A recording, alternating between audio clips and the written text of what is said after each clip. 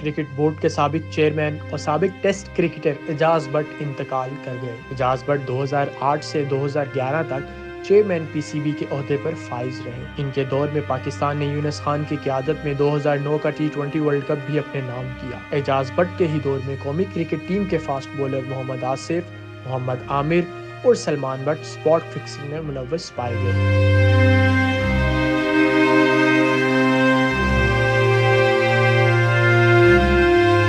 قومی cricket team پوری دنیا میں بدنام ہو گئی۔ اعجاز بٹ نے 8 ٹیسٹ میچز میں پاکستان کی نمائندگی کی۔ اعجاز بٹ کے داماد نے تصدیق کرتے ہوئے بتایا کہ اعجاز بٹ کی عمر 85 سال تھی۔ داماد عارف سعید کے مطابق اعجاز بٹ طویل عرصے سے بیمار تھے۔